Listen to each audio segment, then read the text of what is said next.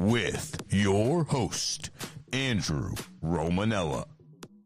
When you play battle in Mario Kart and you don't turn off any of the items, there are bananas everywhere. I mean, it's like you're losing your balloons because you're slipping on bananas left and right. Bananas everywhere. What's going on, everybody?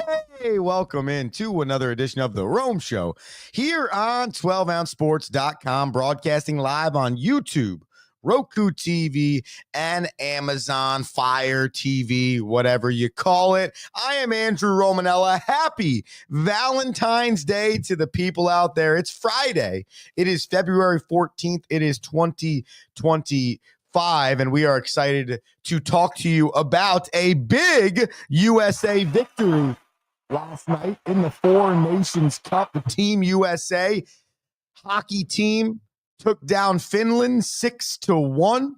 So we are going to start the show there, and then we got to talk some New York Jetropolitans. We mentioned earlier on in the week that Aaron Rodgers is no longer their quarterback. It's been official, made by a statement by team owner Woody Johnson yesterday. The NBA's on the All-Star break, by the way, so obviously we have to talk a little bit about that. Pitchers and catchers reported in the MLB, and it is Friday, so we give you a little bit of What you watching this weekend. So you got to stay with us till about 7:35 and be down for the full show. Get it on the action like our guy Kai the goalie does, commenting on YouTube or X. Just get up on there, right in the comments, and we get it live on the show so you can engage as we've been engaging the last few days here on the Rome Show. It's been a lot of fun. The Four Nations Cup started, and we saw a great overtime game. Game number one, Canada versus Sweden, 4-3.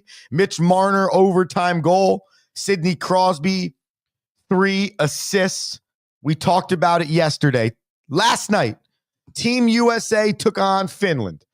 At about 8 minutes into the game, okay, Henri Jokiharju, okay, scored the first goal for Finland, and immediately Team USA was down and behind the 8 ball. And for the remainder of that first period, anyone watching that game not necessarily felt bad or nervous, but also did not feel great about the first 20 minutes of play for this Team USA team. But the final 40 minutes, thank you to the Tkachuk brothers, Matthew and Brady Tkachuk, who combined for 4 goals and an assist on 13 shots yesterday. First time a pair of brothers has ever scored in the same game for Team USA, let alone in the same tournament for Team USA. So led by the Tkachuk brothers, Team USA scored 6 unanswered goals over the next 40 minutes of play and took a 6-1 victory. This game was so enjoyable. This Four Nations Cup has been so good to start that on a Friday, we have a special guest to talk to you about what he saw over the last few days. Yeah, you guessed it. It is Hockey with Rocky on a Friday. Now, inside the glass, Hockey with Rocky. What's going on, everyone? Keith Tkachuk here. Proud of my 2 boys. 4 goals for the family last night. Pretty pumped. I gotta be honest. I want to get right into this thing. And I know normally we're gonna go back and forth on the pleasantries, but I went into this tournament, Rocky, not knowing what to expect. Okay. It's replacing the NHL All-Star game. It's not the Olympics. It's the Four Nations. Maybe it should be 6 or 8 nations if you think about it. But at the end of the day, the NHL had an idea here. They went with it. And after 48 hours, I got to be honest with you, I freaking love it. What are your thoughts? Lights out. I mean, the kickoff ceremony before Canada Sweden was incredible. Teemu Selanne, Daniel Alfredsson, Mike Richter, Mario Lemieux walks in. I mean, the Bell Center's chanting Mario. Sidney Crosby's like they've got their banners. I mean, the pageantry of international hockey was really done well. Not to mention, because it's in Quebec, you add the element that everything's in French first and then English. So it just is like it's just great. Like you're feeling like you're really in it. Um, That's and then great. you saw really Canada really kind of come out and dominate, but that was a tight game. But last night, because that's why we're here, right? We got the USA, we got the hockey ties, we got the Fire hoodie, sweaters. by the way. Shout out to the Roosevelts for this hoodie, actually. All right. Nice. And what I loved about last night's game was that, in my opinion, you saw the USA hockey identity on display, which is fast, physical, but also just as skilled as any other team or any other nation in the world, for that matter. And I thought you saw the complete package from the group. Did it on special teams, did it 5-on-5, mixed and matched the lines to find the right combinations, and just a completely balanced attack and a relentless attack at that. I loved it. Watching the game last night felt like the NHL, the old video game when you would play like the two all-star teams against each other. Yeah, East and West. This is ridiculously fast, but that is how good this tournament is because of how good these players are. I think, like, before we catch the highlights on this thing really quick, Rocky, people have to understand, and if you haven't tuned in, you got to tune in. These are essentially the best 100 players in these four nations. Like, that's the idea here. Like, you're replacing the All-Star game to hopefully put the All-Stars into a different version of a tournament. And to be honest with you, Rocky, I think show more depth of talent in the National Hockey League. That Henry Yakiharu dude that scored the first goal for Finland, he got one goal all year in the National Hockey League. But a tournament like this opens up your eyes to different talent across the board. Yeah, we're going to talk about Sidney Crosby. He deserves that, right? We'll talk about Jack Eichel. We'll talk about those dudes. But not enough probably know about how good the Kachuk brothers are. I bet half of them didn't even know that there's two Kachucks on the team. I bet they all thought one guy scored 4 goals. So it's like, that's part of this too, Rocky, is showing the talent of the National Hockey League. I mean, listen, do you know anything about Matt Boldy and Brock Faber? Because they combined for a sweet goal and they're playing on a red hot Minnesota Wild team this year. Great you point. know and you've got, I think, even not even at the on the obviously from a Finland and a Sweden standpoint, we're not going to know those players as much, so you bring up a good point. But even here in the US, our own team, someone like Matt Boldy, I'm like, yeah, I really haven't paid attention to him at all this year, but the waist high deflection in the third period Filthy. was brilliant. Filthy. And I'm like, oh, maybe I should pay more attention to this guy. I like this guy. That's And exactly it. But isn't that the point of the All-Star game too, though? Like, it's the same thing. well, the difference here is that you've got to win the games.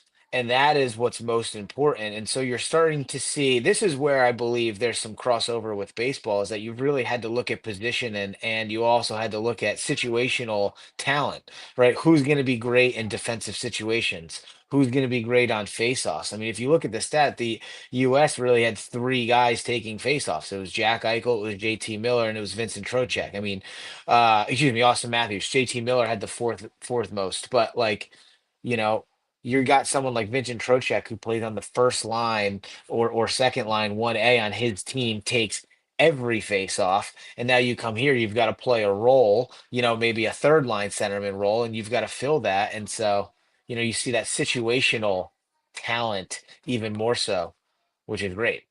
I just think it's awesome to see on display for your country how good the talent in your country is. Andrew Romanella, special guest appearance on a Friday.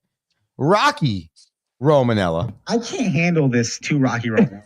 Yeah, he wrote in yesterday. Rocky, I'm going to give you the floor again here because I went and took some highlights from this game, about a minute and a half here. And this is your chance now. This is your Sports Center moment, all right? I'm going to pop the highlights on, and you go ahead. You have a blast. You talk to the people about this game. Here it is. All right, nice. So what do we got here? So we got, okay. So we've got our tying goal. It's funny. When we go down 1-0, okay, so first of all, you want to go, if you're going to rewind me, are you going to rewind me or no? I'll rewind you, whatever you need. Rewind me. I want you to look at the initial forecheck, the first hit. It's going to be right there in the corner, right? Yep. causes the turnover up the boards. Good pinch by the D. And the person who started the play with the check in the corner finds himself with the puck and is able to pass it in front to Brady Kachuk, who ends up burying it and slipping it by UC Zaros there for the first goal, and which was great. Now we're going into the third period, 2-1, tight game, big goal at the end of the second, and you're taking advantage of a power play early on, and Matthew Kachuk shoots it. And now before the goal here, what's important is that if you want to pause real quick, before that third goal, there was 5 seconds left in the second period, face off in the offensive zone, and it was Austin Matthews who jumped off the boards and drew the hooking penalty that opened up the third period to be on the power play. So in hockey, we honor the secondary assist. In this case, if you don't look back at the penalty drawn at the end of the second period, you're not in this position to start the third. That's a great point. We'll keep it cooking. So, and Matthew Kachuk shot from the point, screen, right? Wasn't necessarily looking to score. And oh no, this is Brady Kachuk's second. What a play. Yeah. I mean, great feel in who's wearing 19, because that play in the neutral zone between the legs behind the back was just ridiculous. And how about the power play? I mean, you've got Rowensky. Zach Rowensky led all defensemen in points. Do you know who he plays for? The Auto Senators. Plays for the Columbus Blue Jackets. I knew it was something, north of me. I mean, where has he been in voting for defensive? Like, do you know him? No. No. Most people, I know him, right? I've watched him play. You've probably watched him play without even knowing it, but he Oh, yeah. led all U.S. defensemen in time on ice last night. I Wow. mean, at the top of the umbrella on the power play, and just a great shot on net. And if you can see, those were the four Kachuk goals. But the first one, check, full, great forecheck, right? Not the cleanest goal either for Brady Kachuk, right? Next one, throwing the puck on net, good things happen, Yeah. right? Next one, great play, right? That was probably your most skillful play with the sauce pass on the 2-on-1, Sure. and then the fourth goal for the Kachuk brothers is a deflection from the point on the power play. Yeah. It's just So getting in front of the net, creating havoc, and hoping good things happen. in every case, it was a simple play that led to it. And that's why I really loved, the USA identity last night. Simple but effective hockey. You take the body, right? No turnovers in the danger zones. You get it deep when you have to. And right, their creativity was allowed to really be on display last night because they played a tight, really sound structural hockey game. And Finland had a really good start to this game, Rocky. You could see Team USA slightly on their heels, but it's when you're that good in a locker room with that many dudes that probably lead their own team, usually you're going to find it. And just to your point, Jack Eichel, power play time on ice last night, 4 minutes and 20 seconds. Jake Gutzel, power play time on ice last night, 4 minutes and 17. Austin Matthews, 4:15. Matthew Kachuk, 4:18. Adam Fox, 3 minutes. I mean, Rocky, dude, it's a 60-minute game, and you can have 3 to 5 of your players spend 4 or more minutes on ice, man up. I just feel like that's too much of a hill for Finland to be able to crawl out of when they had already dug themselves enough of a hole by giving up 3 quick goals essentially in what felt like 3.5 minutes. But continually putting themselves in the penalty box was the biggest killer. Yeah, no doubt the penalty box was a killer for Finland. But it's funny in tournaments like these and in game sevens or in like must-win games, it's interesting when the US went down 1-0. I actually didn't think that they were playing that bad. I think that they were getting the feel for the ice. They were physical, there was good emotion. Um, but they go down 1-0, and I'll be honest with you, I was excited about it. I was happy they went down 1-0. I was like, look out. I was like, look out. These guys are not going to accept being down 1-0. And then I really started to think about that USA, like, why do we always love being underdogs? And I Right. remembered, well, listen, the country was founded as an underdog, you know? We were founded as an underdog. It's in the USA blood to want to come back and prove people wrong. And so what what's even better is what happened in the second period. So once the game's 1-1, to me it wasn't the third. The third is what, put the cherry on top, Seal the nail in the deal. coffin. You won the game in the second period. Correct. Fast, In a up and 5-year down. span, by the way. Right, right. You needed great goaltending from Connor Hellebuck, which we told you was going to be the difference maker before the tournament started. We have the best goalie in the USA at this tournament. In the entire tournament, we have the best goalie. No one's questioning it, right? And he made his saves. You had rushes, you had chances. You were knocking on the doorstep from 10 minutes down to the end of the period. You were absolutely knocking, and you were right on the doorstep of scoring. And so to put a goal away late into the second period, to me, that's really when the momentum and the shift in the game really happened, was at the end of the second.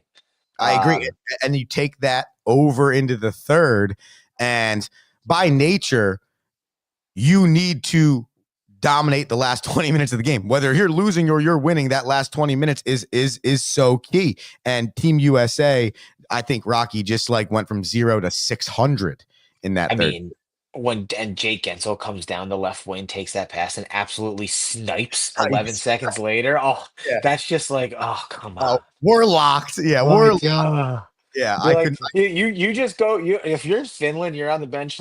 You go from 2 goals, worst lead in hockey, we got this, to come on. Yep, exactly right. And by the way, if you're wondering what the rest of this tournament looks like, I just popped it up on the screen. So I'm not going to dive fully deep into Saturday because we might have a segment later on in the show that I want you to pay attention to. But either way, it's a quick tournament. Rocky just mentioned it. We are now 6 days away from the championship. So, I mean, you don't have time. And I think that's the point of that first period for Team USA yesterday.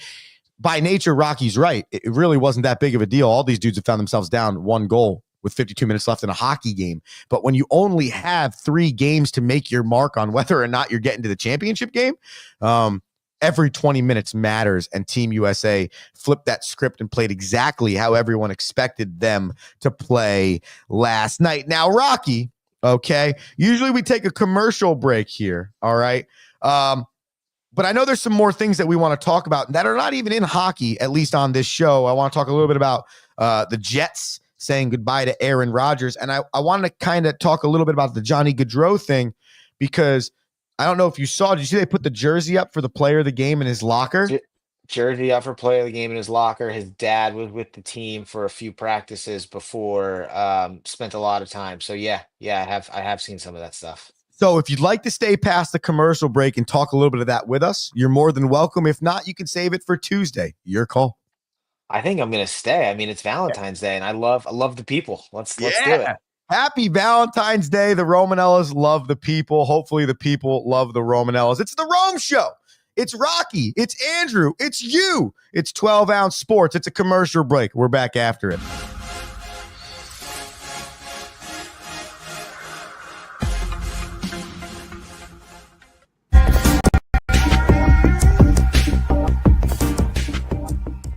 Welcome to MyBookie. You're ready to create an account and start making money, and we're here to help. And remember, you can get a bonus of up to $1,000 on your first deposit. Now you're ready to bet. Just go to mybookie.ag, visit the sportsbook, click on your bet, and input the amount you want to risk or win in the bet slip. Yes, it's that easy. Just remember, at MyBookie, you play, you win, you get paid.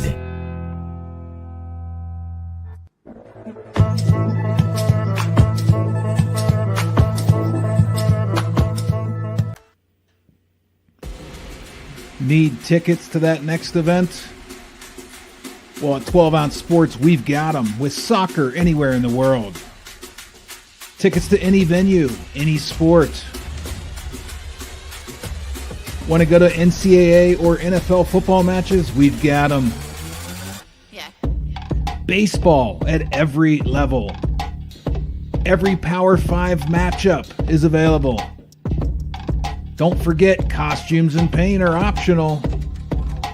What's that? You want to go to Broadway? We have those too. Want to jam out? Every concert, every artist. That's right, at 12 Ounce Sports, we've got the tickets for less. 12ozsports.com/tickets. That's 12ouncesports.com/tickets.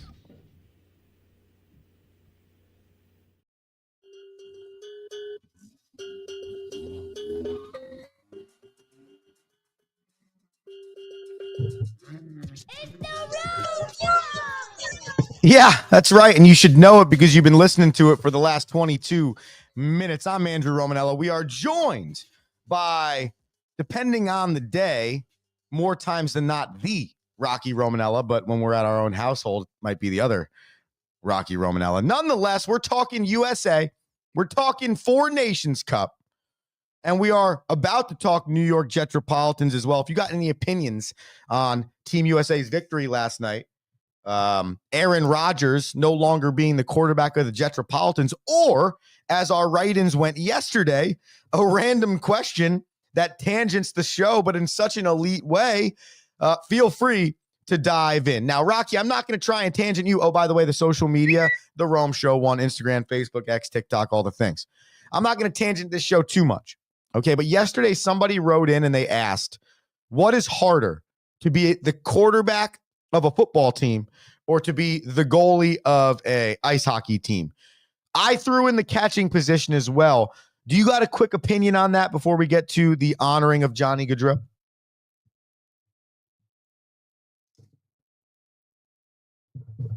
Rocky, we can't hear you. Yeah, my bad. There he is. I put my mute on, so I wouldn't. There.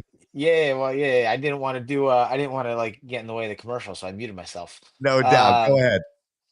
I wrote in yesterday, like I think when it comes to practice, goalie and catcher are harder. You're doing the job, right? In football, it's less about the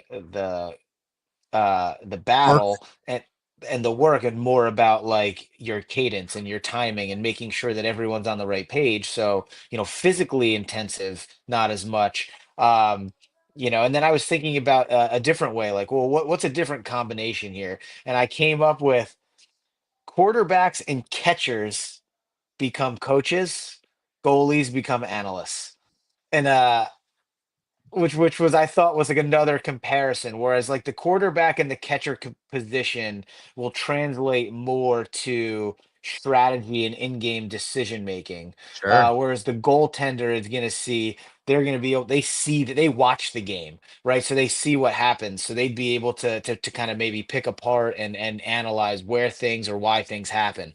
That was kind of my one of my other comparisons that I came I up like with. that. I mean, it's true, right? Like, how many times you talk about the catcher, and everyone's like, "Oh, he's the coach on the field. He controls the game. He sees everything." Right? Yeah. And if you think about it, the vantage point for the goalie's almost identical. Yeah. So Goalies and yeah, defensemen, elite analysts. yeah. That's right. That's right. Not right, right. Because I think think about it. Like most of the well, and think about it this way. I mean, you know, look at the captain of the hockey team. Like they're becoming the GM. Like there's only one goaltending coach that I know of, and that's Patrick Waugh. Yeah, point. But Steve Valiquette, Henrik Lundqvist, Kevin Weeks, right? All these guys that were goalies are all analysts right now. That's a great point. Martin Biron is one for MSG for Buffalo. I mean, so it's interesting how it plays out. By the way, were you not proud of the way that I pronounced Henry Yakiharu's name? Yeah, Yakiharu, good Okay. work. I mean, Right, it's great stuff. Rocky asked yesterday, okay, that we should have a segment on this show called Spell Hockey Names. So what I went ahead and I did was I said, okay, well, I know how to spell Yaki. Well, I know how to say Yakiharu, but I had no idea how to spell it. So I thought we'd surprise Rocky with his first Let's go spelling of the day. So I'll do what I normally do. We'll throw the backside music on, and Rocky, can you spell Henry Yakiharu? Please attempt. Henry. I'll go with the HENR, but I'll like put an I, HENRI. Okay. And what's his last name again? Yaki Haru. Yaki Hara. I mean, you would want to say it's Yacky, but it's not. Yaki is probably a J. It's like a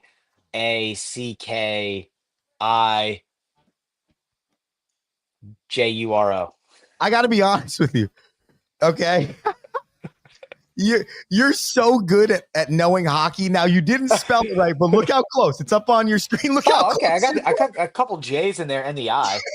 Yeah, the fact that you could literally go, yeah, well, it's definitely not Y, but it should be, and then get the first letters right is rather impressive. So, Henry Yakiharu. That's how you spell that, by the I thought way. you got the Y in the Henry though. That good. Makes me think Yeah. he might have been maybe born in the U.S. It's a really good point, and it really the whole thing throws me off. Like I don't understand. Like I have this like secret side dream of being a play-by-play guy and it being for the National Hockey League, but it's like I don't know if I could do that because I'd have to deal with that on a daily basis, and there's no chance I'm getting that right. Makes it impressive. Listen, Keith, Brady, Matthew, Kachuk does not start with a C or a K. It starts with a T. I'm going to put my headline back up just so everybody's It starts with a T. It doesn't. That is the most. Really, it's Kachuk is really what it is with the UK. Oh, it reminds me of the Saturday Night Live skit. Let's play that hockey. Oh God, that's okay. I'm standing here with that's an S, a K, and a J, so I'm not even going to try. so good. Oh God, it's so many names in hockey. All right. I want this to be more positive than negative, and I think that was the idea from Team USA Hockey. But just quickly break down the idea of the Johnny Gaudreau player of the game jersey. They brought his father to motivate the team prior to the tournament, and they've done so much honoring of him, and rightfully so. But just as somebody that understands a little bit more of the situation, Rock, could you just speak on that for a second? Yeah, I think I think there's a couple of things. I think more people than people realize. I think when you talk to hockey people, the one thing that they'll say is that the hockey world is small, right? You could walk into a locker room at any part of the country and figure out a way that you are probably 1 to 2 degrees of separation just through playing in games and where you're from and being in the locker room. And so when you think about someone, Johnny Gaudreau's passing didn't just affect the Columbus Blue Jackets. He didn't just play for the Columbus Blue Jackets. He grew up.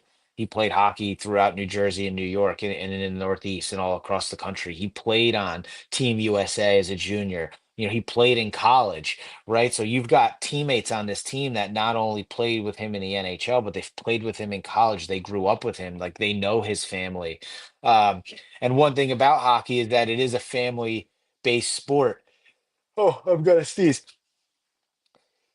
Achoo! God Excuse me. bless you. It is a family-based sport, so it's rare that you're on a team where you don't know your friend's parents. Sure. And I think the one thing, my biggest takeaway from the inclusion of the Goudreau family and his father is less about obviously the honoring and the making sure we remember how incredible of a person him and his brother were. But I think more importantly, I think it's showcasing what you do, for your teammates and your loved ones in times of need.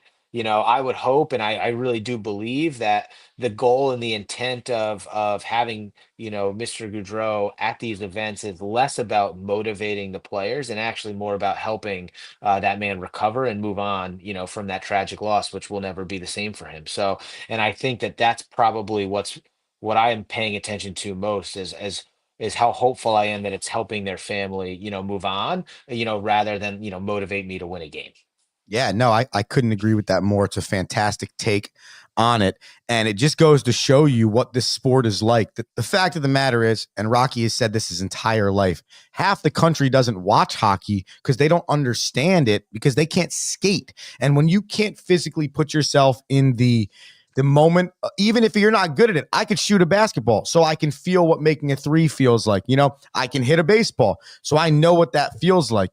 I can kick a soccer ball. but not everybody can put on blades and stand on ice. And so I think that's also why when Rocky talks about it being such a tight-knit family, because you're already cutting half the people off because the sport is so hard. Then it's so unique to the sport that when you get into the hockey community, it truly is a family from Boston to California, Maine, Canada, even, and it's no longer just like a United States thing. There's probably guys on Team Canada, probably guys on Sweden and Finland that have played with Johnny Gaudreau or his brother or anybody on Team USA for that matter. To Rocky's point, that is how tight-knit the group is. So I love that perspective, Rock. I knew you'd bring a really good perspective to this. And at the end of the day, there's nothing you can do. Nothing that really is actually going to truly help the family from what they actually want, which is their sons back. But you can always do things to help the healing process. And I believe the hockey community in times of need, in negative times, in just times of hate or whatever, always comes through. And this is another great example. No doubt, no doubt, and it's great to see, and it's nice, it's refreshing. It's again, it's a stark reminder on life, but at the same time, it's really you're kind of proud to see everyone coming together to help them move forward. No easy way to flip from that, so I'm just going to go straight to it. The New York Jets have told Aaron Rodgers they are moving on from him, Rocky. Now, we only got about a minute and change here, but for some reason, I'm like, I got to get to this at some point with Rocky today. I'm going to pop this up on your screen, okay? This is every New York Jets quarterback since Mark Sanchez won a playoff game with them, I believe, in 2011. It's an interesting list of quarterbacks, but generally, Rocky, over a 14-year span, the reason why you're not in the postseason ever is because you have a list of 15 quarterbacks here, and not one of them was able to help you do anything different. No, and it's funny. I mean, you look at some of the names, like who's Greg McElroy? That's like my first thing, Josh a lot of busts here, and I think this slide is a true testament to why I have always been a naysayer at the draft. I mean, this to me like puts it on blast, right? Like, and by the way, I think you could do this for like 5 to 10 other teams. Agreed. When it comes to the Jets, I will side with Rex Ryan's belief, right? There is no identity on this team. You don't have a quarterback that bleeds Jets green, that is a true Jet through and through. I don't know, outside of maybe Garrett Wilson, who is defining who the Jets are through their play. Sure. Whoever the next quarterback is, that's who it needs to be. And I agree, it's not Aaron Rodgers. Aaron Rodgers isn't there to be a Jet through and through. He's there to wrap up his career and see if he can't, you know, add to his name a little bit, add to his legacy, which I think he's probably hurt his legacy more than not. Right. So moving on from Aaron Rodgers makes sense. Whoever the next guy is has to embody the franchise and help them create the Jets identity. I couldn't agree more. And we're going to spend more time talking about this. I didn't want to spend an insane amount of time on it because that's the way the NFL offseason works. It's like 49 different dissections of the draft, dissections of what QBs are available. But I couldn't agree more. It's about the want to be there, the want to make that place successful and to create an identity that hopefully actually becomes who the Jetropolitans are. Rocky, I got to get to what you're watching this weekend, so I want to give you a quick 20 seconds to say anything you want to the people. 8 p.m. Saturday night, USA Canada. If I will be locked in, Finland has been eliminated, just so you know. Because Canada and Sweden tied, Finland, if Finland's pretty much been eliminated. The most points they can get is 6. And so the Canada US game becomes the most important game in the tournament now. And if either one of those teams wins in regulation, right, it changes the whole dynamic of the tournament. If they tie, regardless of who wins, Finland is officially eliminated, right? They have to win. They have to beat Sweden on Saturday, which would all but then eliminate Sweden. So the US Canada game is the juggernaut. And all of you Canadian people who are pumped about Crosby and 26-0, you know what? You gave up a really important point in this tournament. And depending on how the US-Canada game goes, could put you in really dire situation for your third game and getting into that final game. That's a great point out of you, Rock. That 1 point is a huge difference. It was said literally on the broadcast the minute that game ended. Well, that's what Rocky this weekend. And we appreciate you taking the extra time on a Friday to drop the hockey knowledge on the people. Thanks for having me. I had to do it. I was too fired up watching the game last night. Too good. Well, let's go. Maybe Monday instead of Tuesday, or if not, if it's just Tuesday in his normal slot, you got to tune in because he's going to give you all the noise. Rocky Romanella, everybody. Thank you very much. And by the way, he kind of got us kicked off there on show watching. So we're just going to keep it going. Yeah, we're watching USA Canada, but because of the things that Rocky just said right there, we are also watching the 1 p.m. Finland versus Sweden game on Saturday because instantaneously this tournament becomes a different tournament because of the points right now. And it's such a quick tourney. We just mentioned it, 6 days until the championship game. So you got to make action happen ASAP. So 4 nations, Finns versus Swedes coming up this weekend, Saturday, 1 p.m. USA versus Canada, Saturday, 8 p.m. You know you need to be watching it. What's next? What? Show watching. I'm watching the NBA All-Star Tournament, not because I think it's good. I've never enjoyed the NBA All-Star game, but because they switched the format and they are playing tournament-style basketball. 4 teams have been picked. And those 4 teams will compete in like an NHL style tourney up to 40 points each game and then have a championship. But I'm watching A, to see if it's at any point in time entertaining to anybody, but B, the NBA has canceled the Steph Curry, Sabrina Ionescu 3-point shooting contest. That was literally the only thing I found interesting after last year. The dunk contest is no longer interesting because the real people that anyone wants to see doesn't want to dunk because they're afraid of injury. I don't care about the 3-point shooting contest. So essentially, you have taken away anything that the All-Star Game weekend gives for me in the National Basketball Association. Cool, you changed your little format. Still not entertaining because these dudes don't play defense anyways. So you made something happen last year between Curry and Ionescu, and now in year number 2, we couldn't figure it out. The NBA is stupid. I'm sorry, it's stupid. You are terrible at your viewership in the regular season. You finally do something during All-Star Weekend, which is also atrocious, that people love, and you don't bring it back? Come on, man. Just the stupidity of it. It's in Golden State. Sabrina Ionescu's from freaking California. Like, oh my God. So go to the podcast, listen to my rant on the NBA viewership. But this is why, because they make stupid decisions like this. So I'm going to watch on Sunday because I want to see it crash and burn. I want to watch some JV player from the G Leagues play 3 NBA games, win the dunk contest, and I'm going to care about that? I'm going to spend my time watching that? Nah, I'm good. I am so good. But I'm still going to tell you to watch it so we can all come back on Monday and eviscerate the NBA when this thing's atrocious. And finally, what? Show watching. Oh, I'm watching college baseball, baby. It's starting today. Tune on ESPN app from now until July 31st because you are going to get elite level baseball played every single weekend. Friday, Saturday, Sunday, Division I college baseball opens up today. Just head to the ESPN app. If you haven't, head to d1baseball.com if you want to see the schedule or get the live streams. But I'm telling you, man, college baseball, there's nothing like it. Okay? When people talk about college football, they talk about college basketball. If anybody would take a quick second to realize how entertaining college baseball is at the highest level of college, they would find themselves loving it, I believe, as much as college basketball and as much as college football. Now, football's undefeated. So I don't think any sport at any level is going to be loved as much as football. But college baseball, especially in the South, woo, it is a great time. And by the way, you could go in your own backyard in New Jersey, in New York, in Florida, anywhere.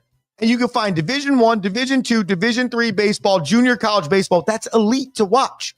But in today's day and age, you just pop on the ESPN app. You could probably watch 100 games today on opening day. But I am watching those 3 things. Show watching. 4 nations, NBA's terrible All-Star day, and college baseball gets started. My favorite time of the year. A little bit longer of a show today, but that's because we had to break down Team USA's victory and get Rocky on the airways. By the way, if you were wondering, I'm taking Sid the Kid to have 2+ shots and 1 point against Team USA, but I'm taking Team USA on the money line. I was 2-0 last night. Yeah, that's right. 2-0. I nailed the Warriors. They won. I took them at +6.5, and I nailed USA on the money line. So we moved to 50-40. Hot streak continues. Bananas continue. You need to continue putting them down with us. Kai, the goalie, told us lacrosse is the fastest growing sport in America. Kai, send those stats in to me so that I can see how that is. I might not believe you, but I'd probably argue soccer is the fastest growing sport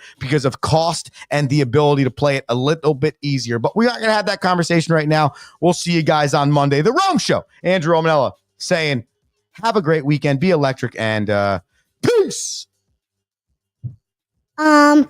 Thank you for listening.